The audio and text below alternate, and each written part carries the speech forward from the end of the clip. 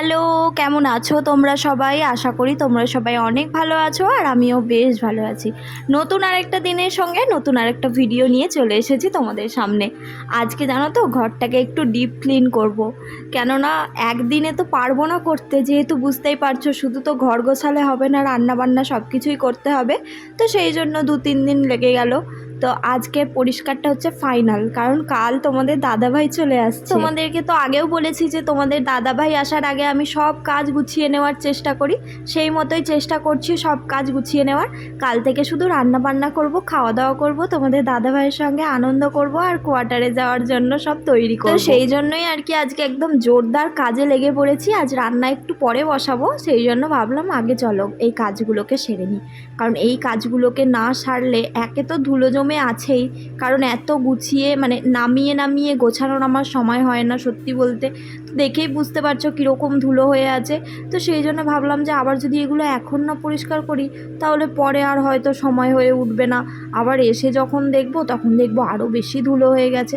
সেই জন্যই আর কি চটপট করে সব কাজগুলো গুছিয়ে নিতে শুরু করে দিয়েছি। আর আমার কোয়ার্টারে যাওয়া নিয়ে কিছু মানুষ যতটা পরিমাণে খুশি, আর তার থেকেও অনেক বেশি দুঃখ কিছু কিছু মানুষের হচ্ছে। আমার তো শুনে শুনে যেন কি বলবো, খুব হাসি পাচ্ছে জানো। কি জ্বালা বলো তো, আমার বর আমাকে বিয়ে করেছে, আমাকে তো নিয়ে যাবেই কোয়ার্টারে।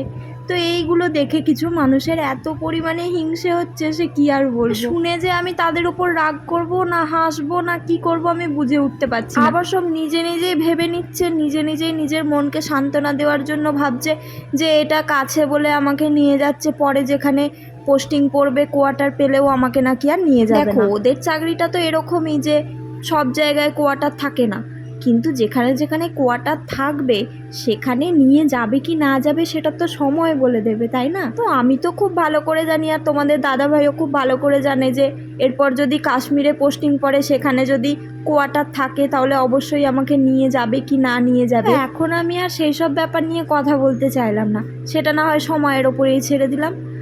আর যারা যেটা নিয়ে মানে যে ধারণা নিয়ে বেঁচে আছে তারা সেই ধারণা নিয়ে বেঁচে থাকে। যদি এই ধারণা নিয়ে খুশি থাকে যে এরপর যদি দূরে কোথাও পোস্টিং পড়ে আর সেখানে কোয়ার্টার পায় আমাকে নিয়ে যাবে না, তাহলে সেই ধারণাটা নিয়েই তারা থাক।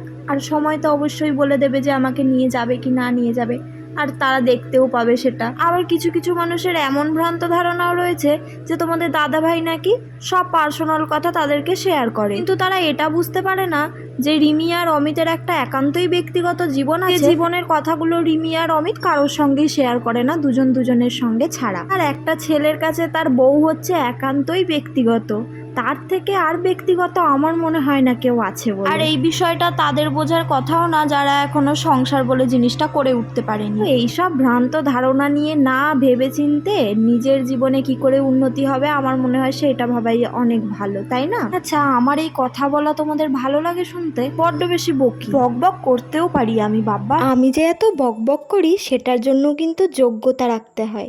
ক্যামেরার সামনে এসে কথা বলা, ক্যামেরার সামনে এসে সব কিছু করা, সেগুলোকে এডিট করে এই বকবক করে আপলোড করা অনেকটা যোগ্যতা লাগতে হয়। সেই মূর্খ ব্যক্তিরা এগুলো বুঝবে না, তাদের সেই যোগ্যতাটাও নেই যে এই বকবক করেই আর কি ভিডিও আপলোড করার। আর যারা এগুলো বোঝে না তাদের কাছে আমার এই কথা বলাটা বকবকই মনে হবে। আমার এই ভিডিওটা দিয়ে সেই মূর্খ ব্যক্তিদেরকে আমি একটা ছোট্ট মেসেজ দিলাম যে তোমরা যাই বলো না কেন আমার তাতে কিচ্ছু যায় আসবে না, তুমি যে ভুল ভ্রান্ত ধারণা নিয়ে বেঁচে আছো সেটা নিয়েই বেঁচে থাকো। এমন একটা সময় আসবে যখন অমিতের পাশে রিমি ছাড়া আর কেউ থাকবে না, তখনই বড় বড় ডায়লগগুলো কিন্তু সব উবে যাবে।